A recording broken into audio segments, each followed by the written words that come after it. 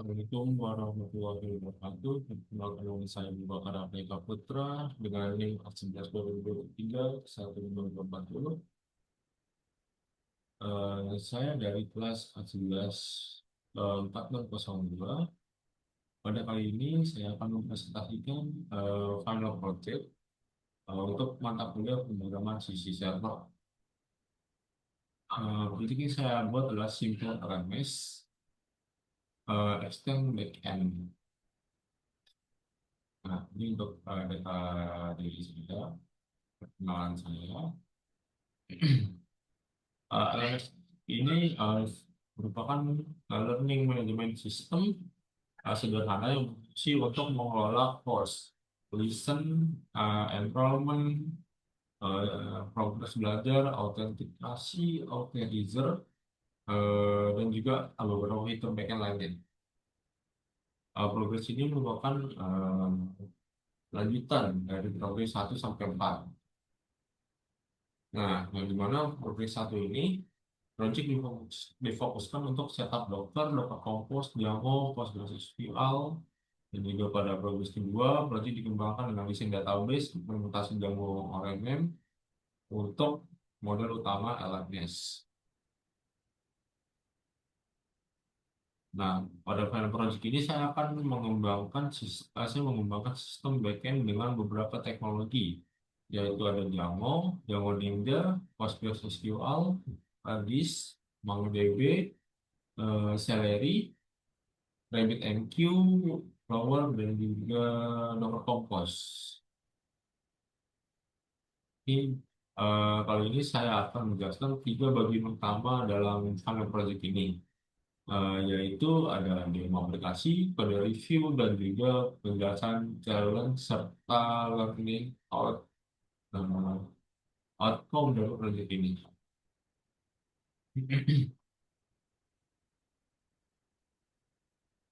Baik,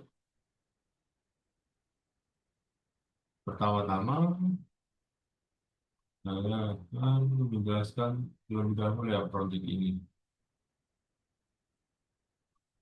Nah, kita langsung aja lagi. Apa nih? Baik, pertama saya akan menjelaskan overview project pada project ini. Simple LMS ini aplikasi backend untuk sistem pembelajaran online sederhana. Di dalam sistem ini terdapat beberapa role user, yaitu ada admin, instruktur, dan juga student. Yang di mana admin ini memiliki hak akses untuk mengelola data secara penuh, termasuk menghapus course, lalu melihat analisis, sedangkan instruktur itu dapat membuat atau mengubah course miliknya. Dan terakhir, student itu dapat melakukan enrollment ke course dan menandai license sebagai don, atau seperti menandai pengerjaannya itu atau pembelajaran tersebut itu sudah selesai.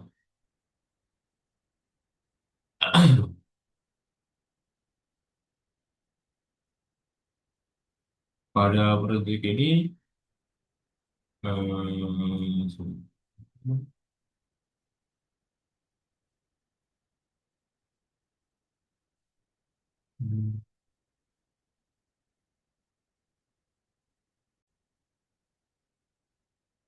pada proyek ini data utama seperti user, kategori, course, listen, enrollment, dan juga progress akan disimpan ke dalam PostgreSQL.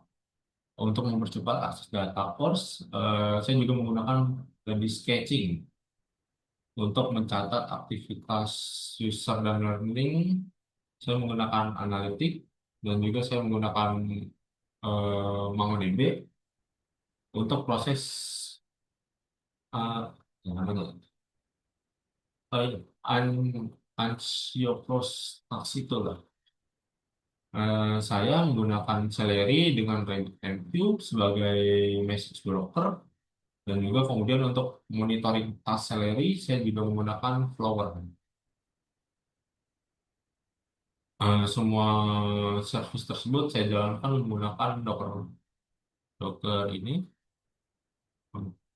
Docker desktop ya, Docker Compose. sehingga proyek dapat dijalankan dalam satu perintah tanpa harus menginstal semua dependensi secara manual ke komputer lokal. Selanjutnya,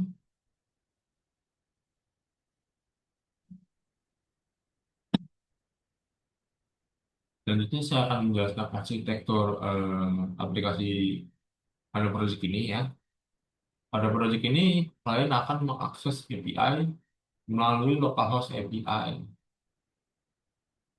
Request klien akan diterima oleh service Jamo yang berjalan di kontainer Simple LMS Web in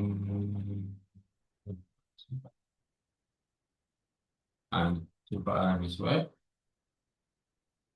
Jamo kemudian berkomunikasi dengan PostgreSQL untuk data utama seperti user, course, listen, enrollment, dan sebagainya. Untuk data yang sering diakses seperti daftar course, terus detail course, kamu akan disimpan ke Redis agar responnya lebih cepat dan nggak lambat.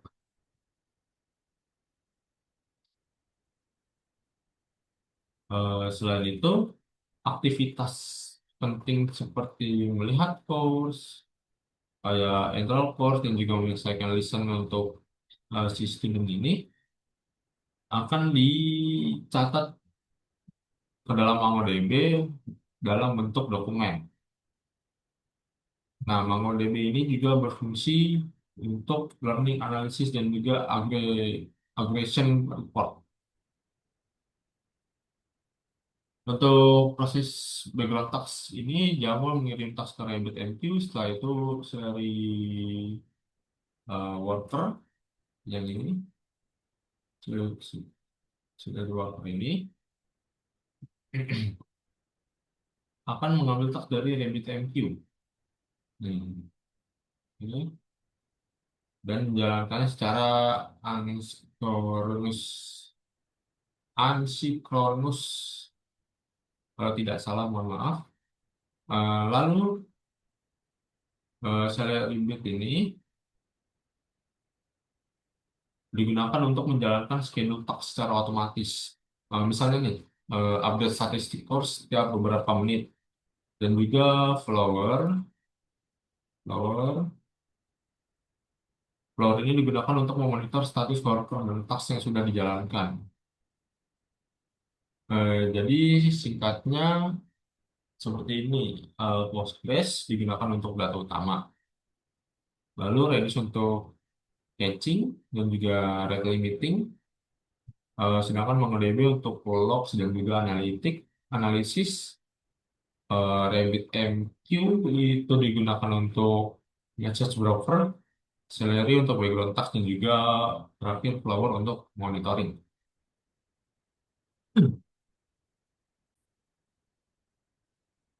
Baik, selanjutnya saya akan mendemokan ya aplikasi tersebut. Dan di sini juga terlihat bahwa kontainer utama sudah berjalan, yaitu seperti Docker Simple LMS Web ini sudah berjalan. Terus ada Simple LMS DB, Simple LMS Redis, lalu MongoDB, RabbitMQ, terus Celery Worker juga yang tadi saya sebutkan, lalu Celery Bit, dan juga LMS Explorer-nya sudah berjalan. Nah, Simple LMS ini berjalan pada port 8000, sehingga API Jamo dapat diakses melalui localhost 8000 juga sesuai portnya. Sedangkan Flower berjalan di port Flower itu di port 5555, 5555 ya. Dan juga RabbitMQ Management berjalan pada port 15672, Redis pada port 6379 dan juga MongoDB support pada 27017. Ini membuktikan bahwa arsitektur multi-service menggunakan Docker Compose sudah berjalan dengan baik.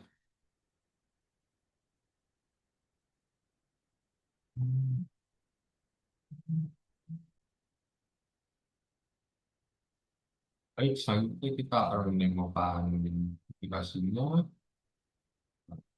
Ini bisa kita ke ini, 8.000 API/docs.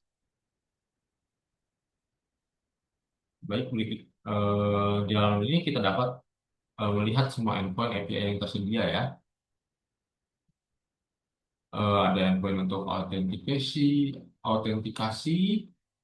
terus ada juga endpoint untuk register, login, dan juga refresh token, get current user, lalu juga ada untuk update profil.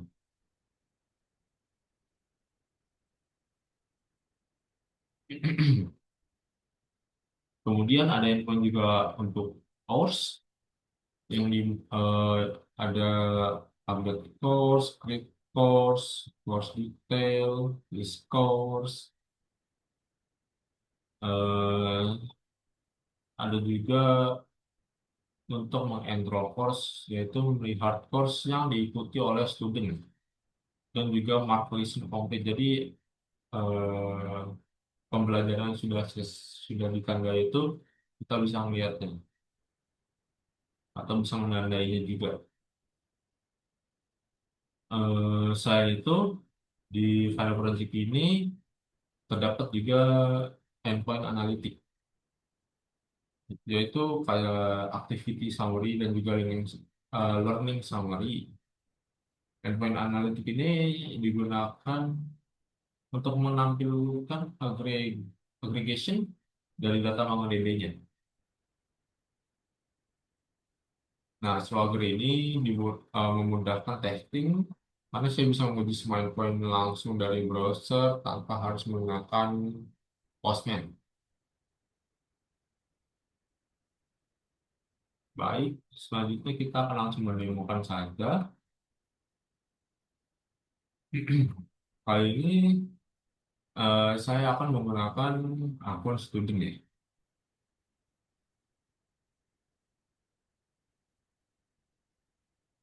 Student, student satu. Untuk passwordnya maaf sekali. Nah, kita tinggal copy, kita masukkan ya. Oke, dan juga kita eksekusi.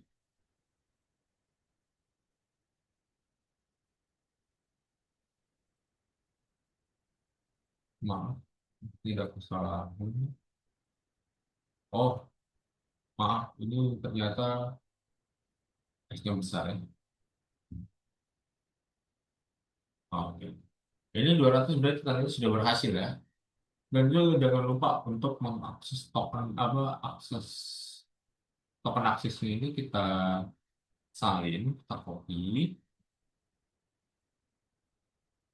terus kita lanjut untuk authorization. Kita paste.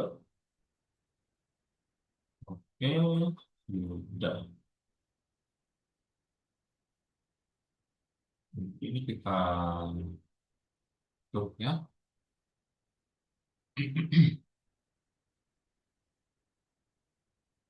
Lalu kita akan demo ini, force list ini. Force list dan juga force detail ya.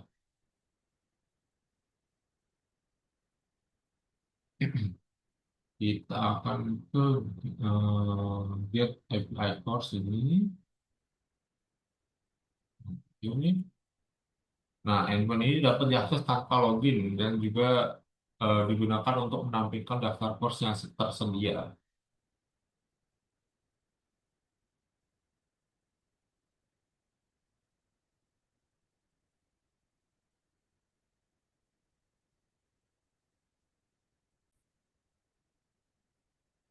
Baik, kita eksekusi. Course yang tersedia itu adalah ada Java Basic, terus Python fundamental ya teman-teman. Nah, respon ini muncul di data course seperti ID, titel, deskripsi, ada deskriptor, kategori, totalism, dan juga total student. Contohnya ada di course Java Basic dan juga di Python fundamental ini. Kemudian saya juga bisa membuka, dan saya tutup ya, yaitu Get API Course ID. Ini untuk melihat detail course tertentu. Misalnya saya ingin course apa namanya, course dengan ID 1 misalnya. Setelah kita eksekusi, maka sistem akan menampilkan detail course dengan ID 1 tersebut, yaitu di sini ada Django Basic. Nah, endpoint ini juga sudah menggunakan Redis caching, sehingga data course yang sering diakses dapat disimpan sementara di Redis untuk mempercepat respon.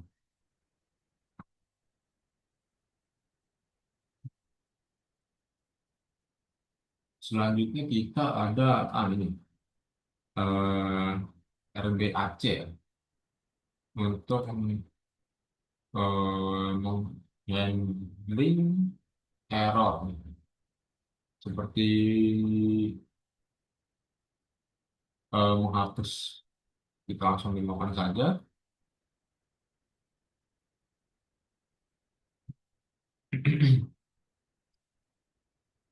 Dan juga saya masih menggunakan token ini ya, token dari studi masih sama, tidak berubah. Student itu tadi role-nya ini ya, eh mengenroll course dan juga menandai listen sudah selesai. Jadi student ini eh, tidak bisa untuk menghapus course. Kita langsung coba saja, kita langsung eksekusi, semisal satu. Nah, maka akan error forbidden karena yang bisa mengakses course apa mengakses delete ini hanya admin. Seorang student atau siswa itu tidak bisa mengakses ini. Ini membuktikan bahwa RBAC ini berjalan dengan benar. Sistem dapat membedakan antara role user dan juga menolak request yang tidak memiliki permission atau izin. Selain itu, di sini juga ada error handling pada API ya. Maaf. Ketika user tidak memiliki hak akses, sistem tidak crash tetapi mengembalikan respon error yang jelas.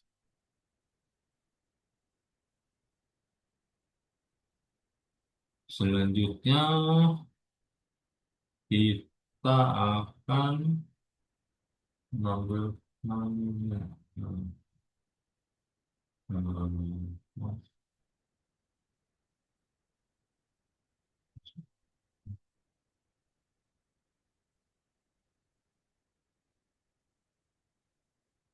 ini. Nah, post API enrollment ini, student dapat melakukan enroll ke sebuah course melalui endpoint ini, API enrollment.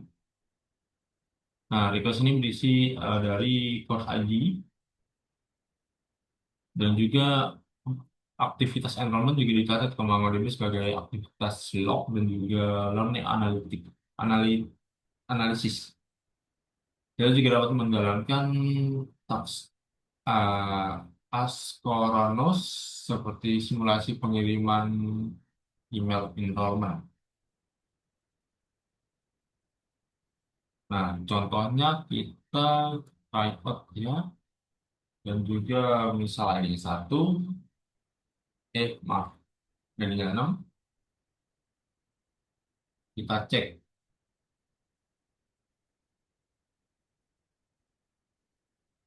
Nah, apa? Hmm,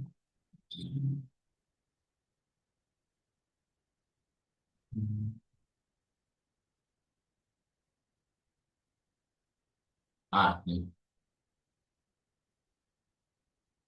Nah, ketika endpoint ini dijalankan, sistem akan menyimpan progress listen ke dalam database, kemudian mencatat event listen complete ke MongoDB.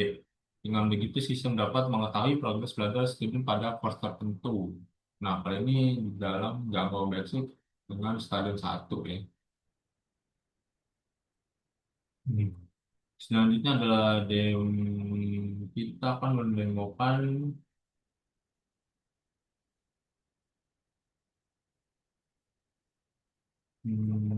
kita akan mendemokan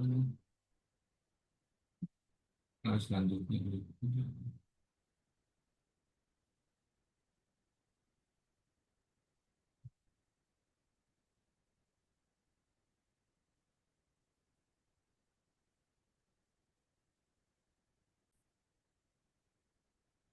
Baik, selanjutnya saya akan menunjukkan fitur range sketching ya. Eh, Nah, pada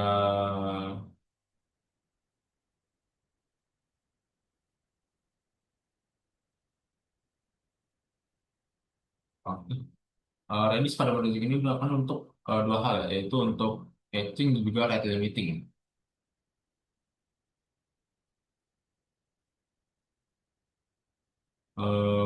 Pertama untuk catching endpoint yang tadi seperti course post post API course uh, ini post API course, lalu get API course itu yang course ID yang ini, get API course yang ini akan menyimpan data ke Redis untuk mengecek key Redis.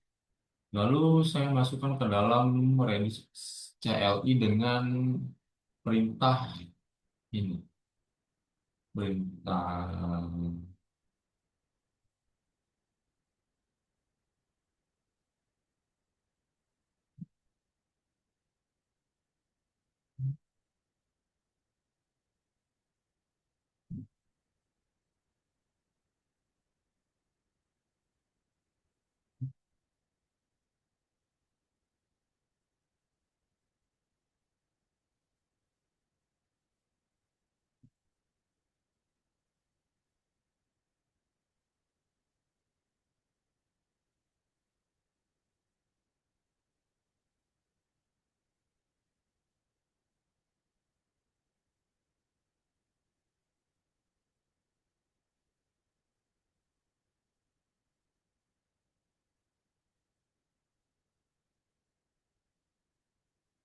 Nah, kemudian saya membeli database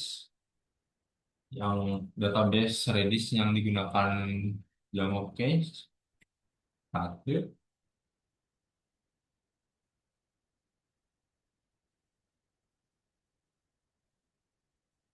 Hmm,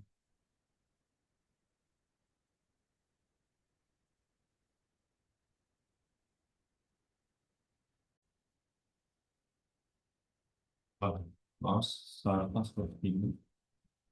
Jalan satu, oke. Lalu saya akan mengecek dengan simpan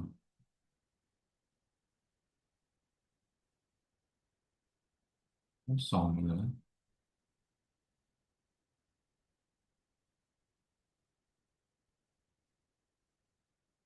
Baik, selanjutnya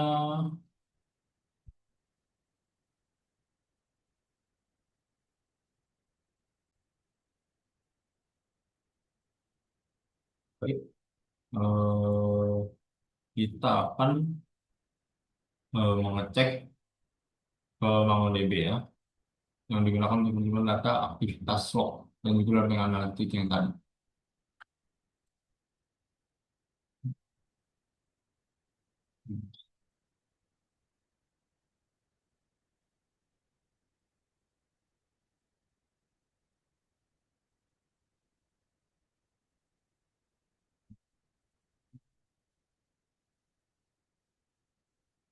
Oke.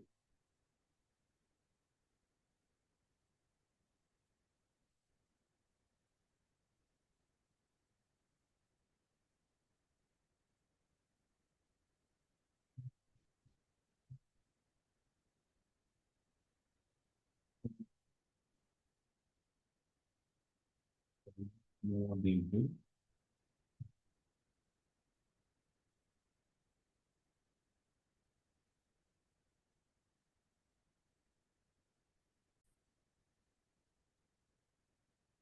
Baik, data ada kesalahan nanti ya.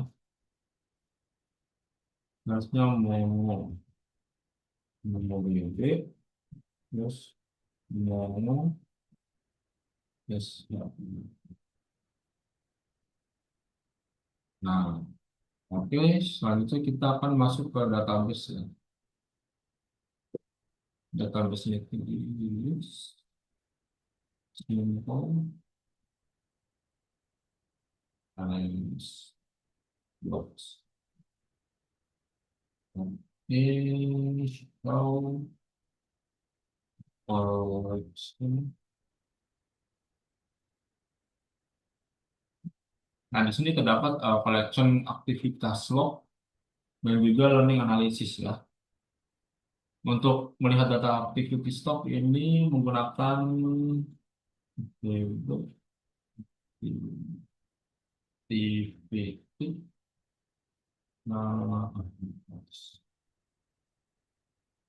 hmm, find ah eh, find ini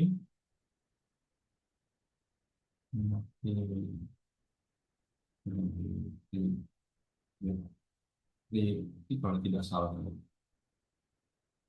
Ah ya benar. Nah, data yang muncul ini udah berisi aktivitas seperti cost, course list, ya, ini aja ya. Nah, ini berisi aktivitas seperti cost, course list view dan juga detail dan juga student enroll dan juga study complete, list complete maksud saya. Jadi pembelajaran sudah selesai, terus siswa ini mengenroll. Nah, selanjutnya kita cek untuk learning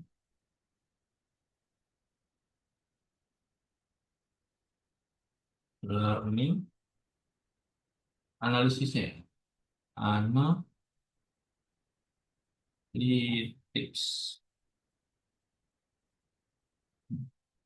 Nah,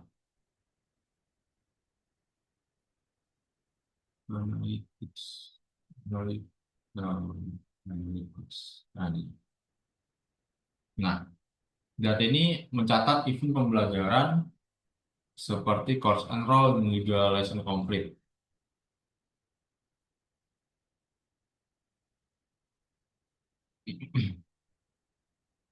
Selain itu, melihat langsung dari MongoDB ya, kalau tidak salah. Project ini juga menyediakan endpoint integration yaitu seperti get API, analisis, active summary, yang ini analisis activity summary dan juga learning summary. Nah, endpoint analytics ini membutuhkan token admin ya, karena data analisis ini seharusnya hanya bisa dilihat oleh admin.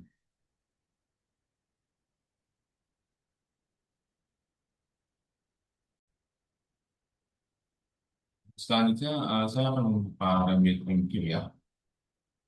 Ini di localhost 1562. Nah, dashboard ini menunjukkan bahwa RabbitMQ berjalan dan siap menerima message dari Django atau Celery. Lalu ada Flower. Nah, Flower ini berada di localhost 555 ya. Nah, Flower digunakan untuk monitoring Celery. Nah, di halaman ini kita dapat melihat worker juga dalam status online dan juga pada tab instruktur tax ini. Nah, ini terlihat beberapa eh, tax sudah dijalankan statusnya sukses. Nah, ini membuktikan bahwa Celery worker RabbitMQ, Celery Bit, dan juga Flow sudah terintegrasi dengan baik. Celery Bit juga menjalankan apa namanya schedule task pada proyek ini.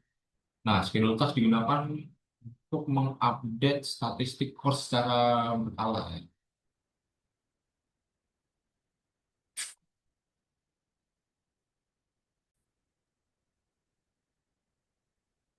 Nah, selanjutnya kita akan memasuki bagian code review, ya. Nah, di sini saya akan menjelaskan struktur folder projectnya terlebih dahulu, ya. Nah, di root project ini terdapat file ada Docker Compose, terus npx example, terus ada Docker file, ada project report md, manage.py, readme md, dan juga requirement text. Nah, selanjutnya di nah folder config ini, nggak bisa ini. Nah, ini. Nah, ini berisi konfigurasi utama Django seperti ada di setting PY, seperti ini banyak, ya. Lalu ada di urls.py juga ada, dan juga WSGI ini. Nah, selanjutnya ada folder yang namanya folder LMS. Nah, folder LMS ini eh, aplikasi utama, ya, berisi model, juga API, dan juga auxiliary, admin configuration, dan juga helper function. Eh, File yang penting di dalam folder ini yaitu ada di file yang namanya models, terus lalu juga ada API, lalu ada tax juga, ya, tax dan juga admin. Nah, pada project ini state atau data utama disimpan di PostgreSQL melalui Jamo ORM. Sementara sementara seperti cache disimpan di Redis caching. Data log dan analytics disimpan di MongoDB. Untuk authentication, state login tidak disimpan di session server tetapi di JWT. Di JWT token yang tadi kita akses itu yang melalui authorization ini.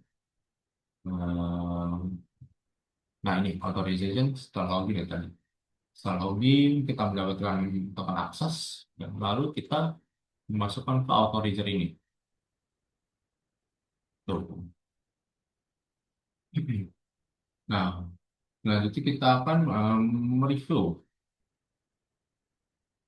apa namanya kode di dalam model sini. Nah,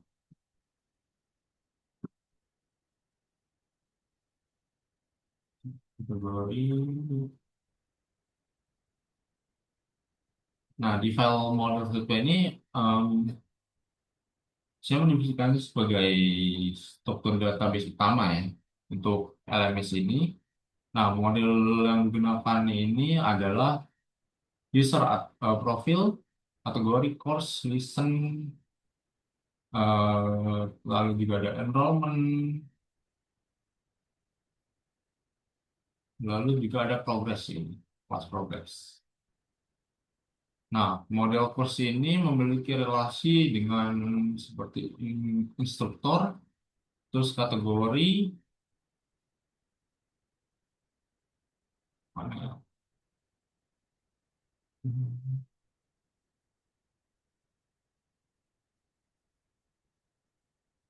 Nah, kategori.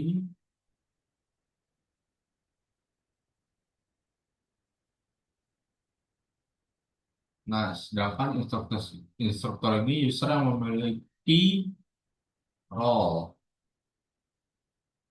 yang dimana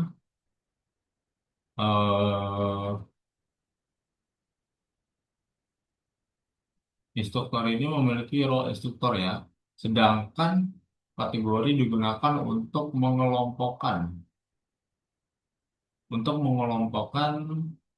course listen, untuk mengelompokkan ya mengelompokkan course. Maaf, saya belibet.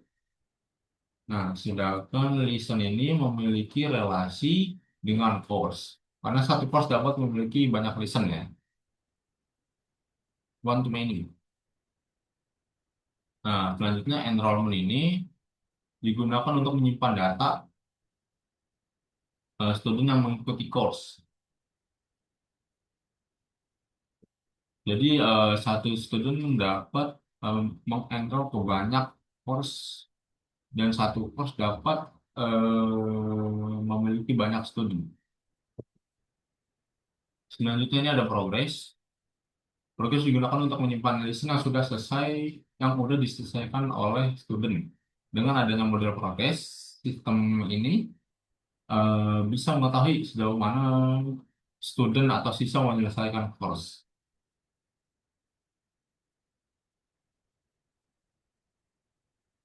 Nah, selanjutnya kita akan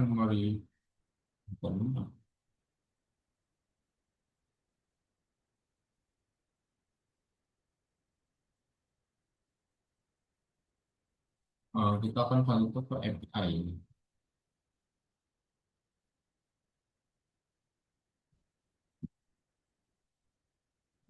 Sebentar kita cari dulu. Nah, API login. API. Nah, function yang yang penting pertama kali ini adalah yaitu untuk API login ya.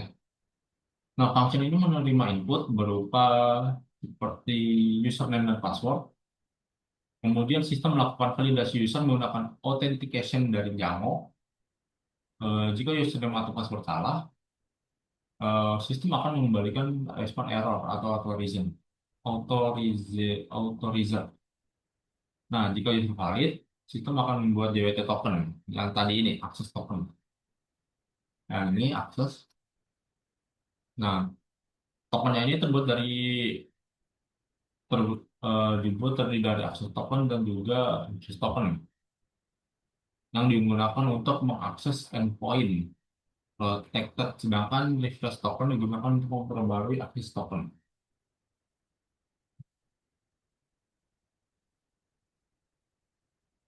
Lalu,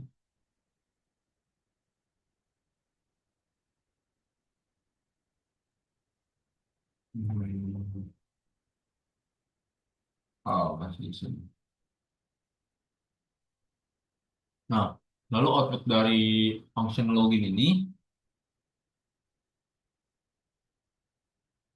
adalah respon di JSON yang berisi akses token dan juga refresh token. Nah, kenapa function ini penting? Karena menjadi pintu masuk authentication pada sistem. Tanpa login itu nggak akan bisa mengakses endpoint protected seperti enrollment, progress, create course, lalu delete course dan juga analisis.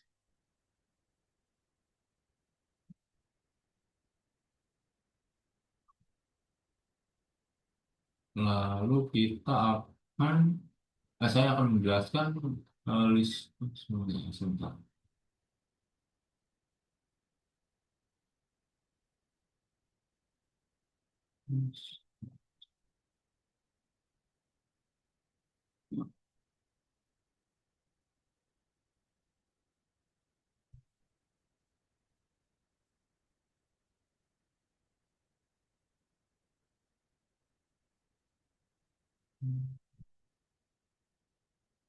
Eh,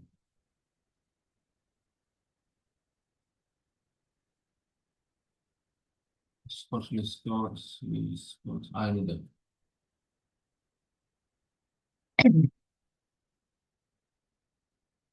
Nah, ini ya.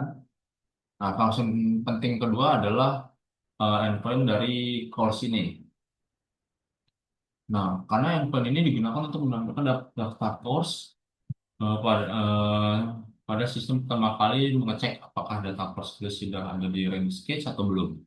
Nah, jika ditemukan, maka data langsung dikembalikan oleh Redis. Ini membuat respon lebih cepat karena sistem tidak perlu query ke PostgreSQL. Nah, jika kondisinya itu nggak ada, belum ada, sistem akan mengembalikan data course dari database PostgreSQL menggunakan Django ORM kalau tidak salah. Nah, setelah data berhasil diambil, data tersebut disimpan ke Redis dengan key course list dan diberi TTL. Setelah itu, data dikembalikan sebagai response API. Nah, jadi alurnya seperti mengecek cache, cache. Nah, jika diambil dari Redis, nah jika tidak ada, maksud saya jika ada itu diambil dari Redis, jika nggak ada akan diambil dari database, lalu disimpan ke Redis dan juga di return ke response. Selanjutnya kita akan create, create sebentar, create course.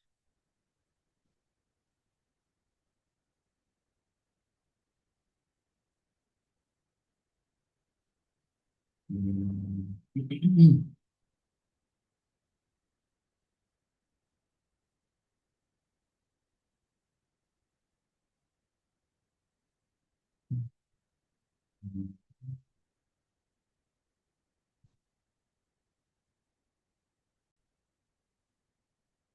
Selanjutnya, function yang penting itu adalah function create, update, dan juga delete course ya. Nah, pada saat course dibuat, diubah atau dihapus, sistem perlu menghapus cache yang lama yang disebut dengan cache invalidation. Invalidation. Misal ketika instruktur membuat course baru, cache core list ini, course list, course list, ah,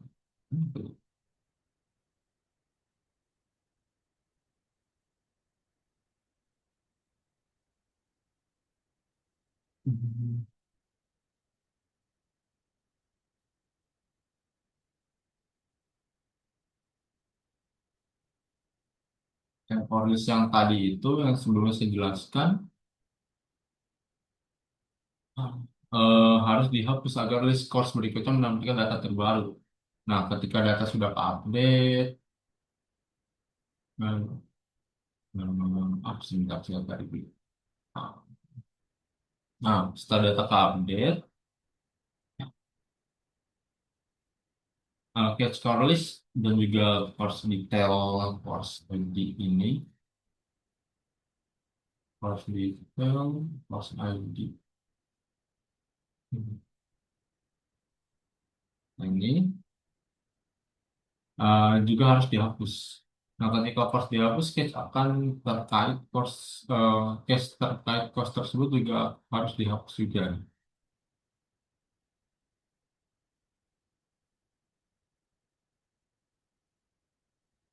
Lalu kita mencari kode selanjutnya yaitu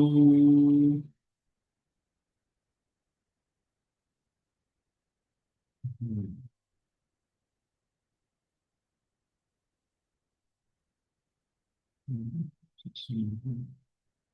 enrollment.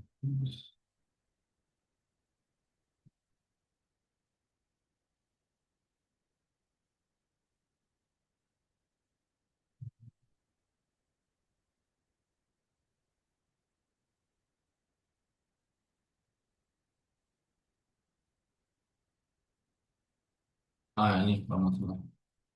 Nah,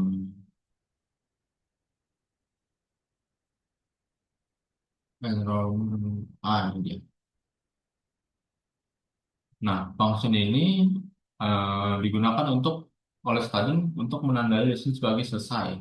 Nah, inputnya adalah enrollment ID dari parameter yang dan juga listen ID dari request body.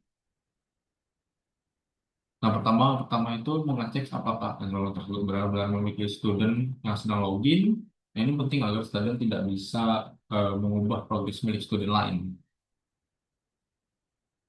Nah, jika kali sistem akan menyimpan progres ke PostgreSQL. Lalu sistem juga mencatat aktivitas ke MongoDB sebagai aktivitas log dan juga learning analytic. Selanjutnya kita ke tax.py ya.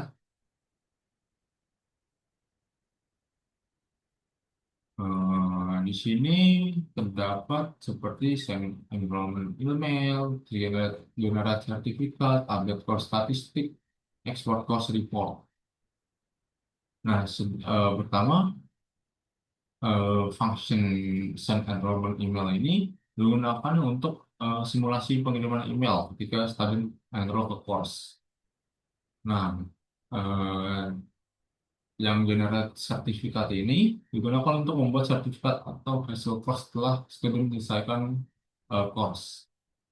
Selanjutnya, update course statistik ini digunakan untuk menghitung ulang statistik course seperti jumlah student dan juga jumlah lessonnya.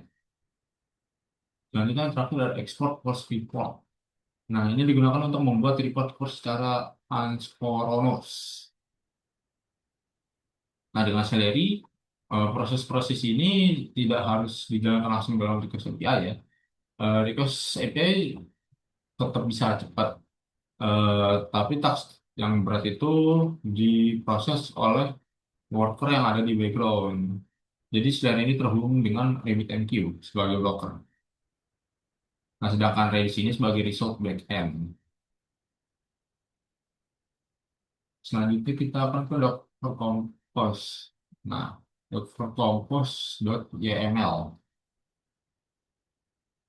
Nah, di bagian terakhir ini,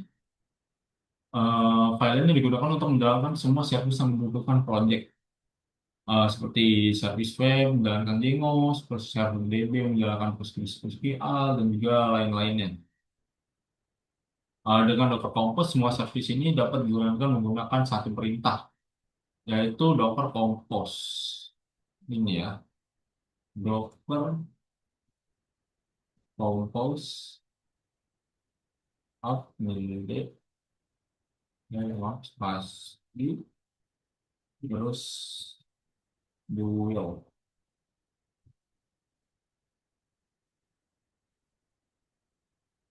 Ini bahwa kita keluar dulu, kita coba nah ini ya.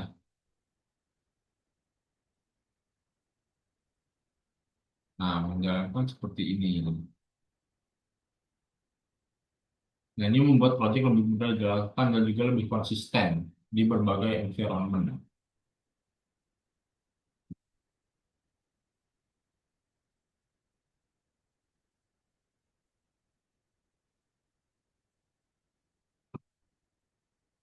Hmm.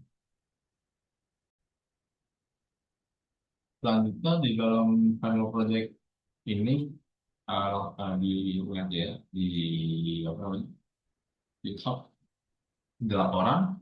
Nah, kendala yang pertama yang saya lakukan adalah eh, port 8000 pernah digunakan oleh kontainer lain. Jadi Java tidak bisa dijalankan. Nah, solusinya kita mengecek terlebih dahulu dengan Docker PS. Nah, kemudian kita menghentikan kontainer lain yang menggunakan port 8000, lalu menjalankan ulang Docker Compose. Nah, yang kedua, kendala kedua adalah Redis-Key tidak muncul saat dicek. Nah, kendalanya ternyata saat menjalankan keys bintang, ternyata Django Edge tidak menggunakan database satu. Redis CLI default masuk ke dalam database 0. Solusinya adalah menjalankan select satu keys bintang. Nah, selanjutnya adalah kesalahan ketiga, kendala ketiga, yaitu beberapa endpoint menghasilkan 401 atau unauthorized. Nah, ini terjadi eh, karena endpoint tersebut membutuhkan JWT token. Nah, solusinya adalah login terlebih dahulu, lalu melalui eh, melalui API outlogin. Nah, lalu memasukkan akses token ke Swagger Authorized atau dengan format bir token. Lalu kendala keempat yang terakhir adalah Flower sempat gagal karena connect ke RabbitMQ, karena RabbitMQ juga belum siap. Nah, solusinya adalah menjalankan ulang service Flower setelah RabbitMQ aktif dengan menggunakan Docker Compose Up Minde Flower. Nah, setelah itu Flower berhasil dijalankan report 555.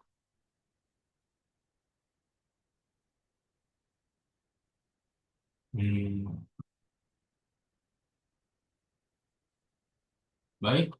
Dari kendala tersebut, saya belajar bahwa dalam backend multi-service urutan service, konfigurasi port, dan juga autentikasi koneksi antar kontainer sangat-sangat penting.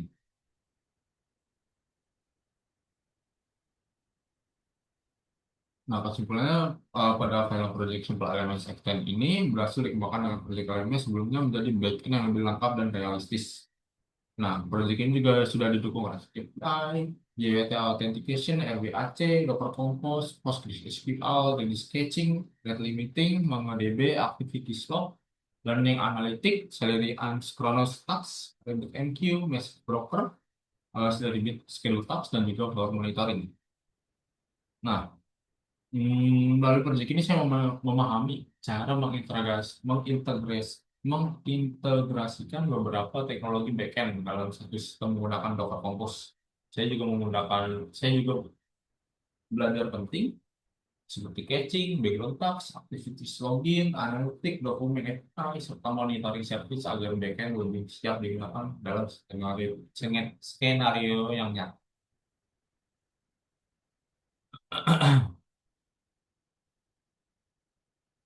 Hmm, let's go. Nah, Final Project di dalam branch yang Final Project Simple LMS ya. Ini yang terakhir. Demikian presentasi Final Project eh, dari saya, LMS dari makro sisi server. Ya, sekian, mohon maaf jika ada banyak kurangnya, penjelasan saya kurang lengkap dan juga eh, agak membingungkan. Saya mohon maaf. Terima kasih. Assalamualaikum warahmatullahi wabarakatuh.